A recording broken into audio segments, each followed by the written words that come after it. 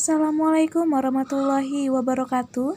Di sini saya akan mengangkat tema pegadaian yang akan diajukan sebagai tugas akhir dalam mata kuliah Bank dan Lembaga Keuangan Syariah. Pegadaian dimulai pada tahun 1746. Sejarah pegadai itu dimulai saat VOC mendirikan Bank Van Lening sebagai lembaga keuangan yang memberikan kredit dengan sistem gadai. Pada tahun 811, pemerintah Inggris mengambil alih dan membubarkan Bank Van Lening. Nah, masyarakat itu diberikan keleluasaan untuk mendirikan usaha pegadaian. Kemudian, pegadaian pertama didirikan pada tanggal 1 April 1901 di Sukabumi, Jawa Barat. Dan pegadaian berbentuk lembaga resmi dengan nama jawatan itu pada tahun 1905. Kemudian bentuk badan hukum berubah dari jawatan ke PM berdasarkan peraturan pemerintah pengganti Undang-Undang Nomor 19 Tahun 1960. Dan pada tahun 1969, bentuk badan hukum berubah lagi dari PN ke Perjan berdasarkan peraturan pemerintah nomor 7 tahun 1969.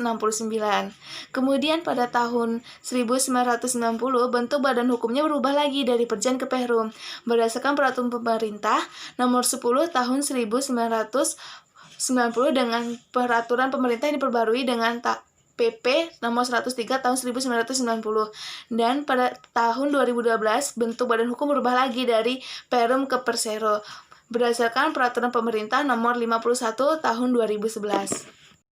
Selanjutnya mengenai visi dan misi dari Pegadaian.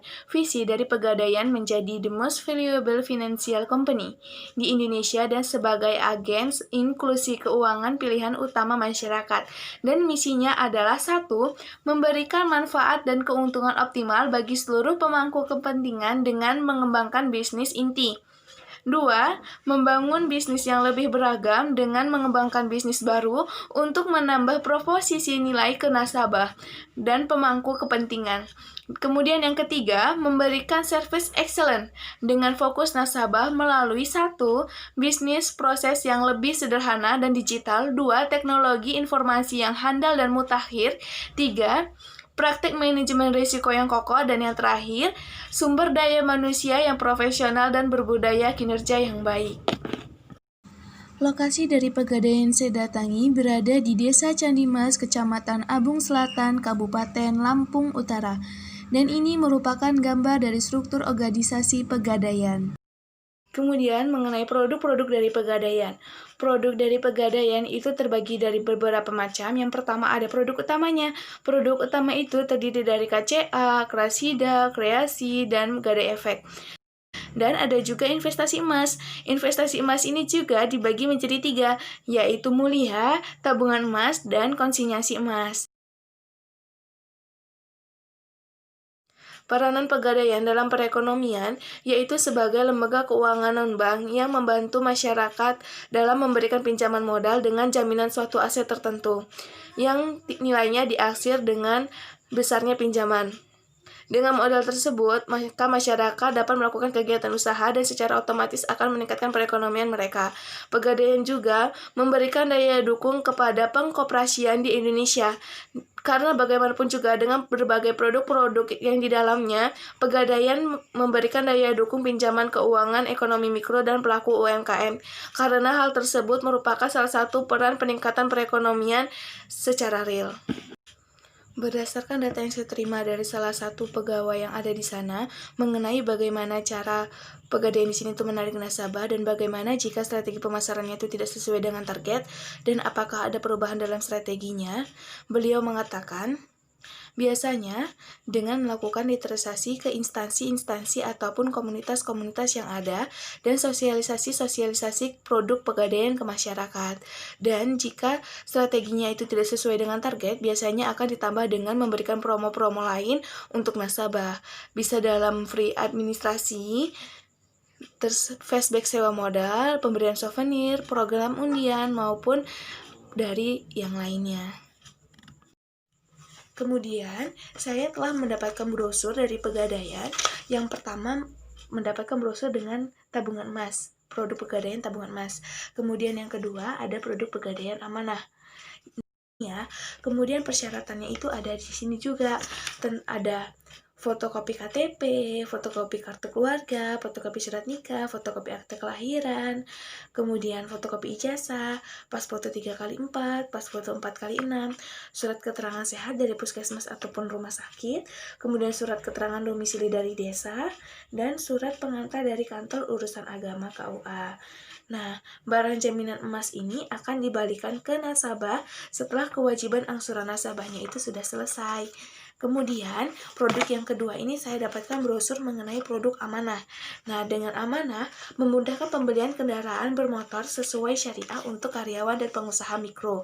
Bersama Pegadaian, Anda semakin senang mendapatkan kendaraan impian. Nah, untuk syarat-syaratnya itu cukup sedikit. Yang pertama ada untuk karyawan tetap harus berusia 21 tahun.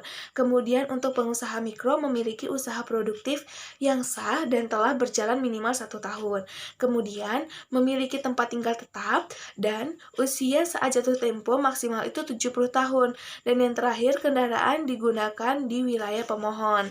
Nah, itu saja produk yang saya dapatkan itu saja brosur yang saya dapatkan dari Pegadaian. Kemudian berdasarkan data yang saya terima, bahwasannya di Pegadaian yang berlokasi di Candi Mas ini banyak nasabahnya yang berminat untuk investasi emas. Karena satu, investasi emas itu merupakan aset yang sangat lancar. Karena apa? Emas bisa dijual kapan saja ketika kita membutuhkannya. Kemudian yang kedua, melindungi kita dari inflasi. Pada tahun 2007 harga emas masih 500 ribuan dan sekarang pada tahun 2020 harga emas 1 gramnya mencapai 900 ribu. Kemudian yang terakhir, harga emas itu cenderung selalu naik dan stabil. Walaupun dia turun, dia akan naik lagi. Jadi harga emasnya itu tetap di atas rata-rata. Nah, oleh sebab itu banyak masyarakat yang meminati investasi emas. Informasi terakhir dari saya, sekarang Pegadaian sudah ada Pegadaian digital loh. Nah, Pegadaian digital ini bisa kita unduh melalui Google Play Store yang ada di handphone kita. Nah, dari sini kita dapat transaksi tabungan emas, pembayaran transaksi gadai, pembayaran transaksi mikro, pembayaran tagihan dan pembelian, info harga emas, simulasi transaksi gadai, pencairan cabang Pegadaian terdekat, dan informasi seputar produk dan layanan Pegadaian. Contohnya, kita mau investasi emas. Kita bisa investasi emas di Pegadaian digital ini. Nah, contohnya itu seperti ini ya. Nah, di sini sudah tertera rate jual dan rate belinya. Jadi kita sudah bisa tahu berapa harga jual dan berapa harga belinya. Tapi di Pegadaian digital ini kita tidak mendapatkan bukti fisiknya. Jadi bukti fisiknya itu kita cetak di Pegadaian terdekat. Sekian informasi dari saya. Semoga informasi yang saya berikan ini bisa membantu. Dan wabillahi taufiq wal hidayah. Wassalamualaikum warahmatullahi wabarakatuh. Dan ini adalah dokumentasi yang dapat saya ambil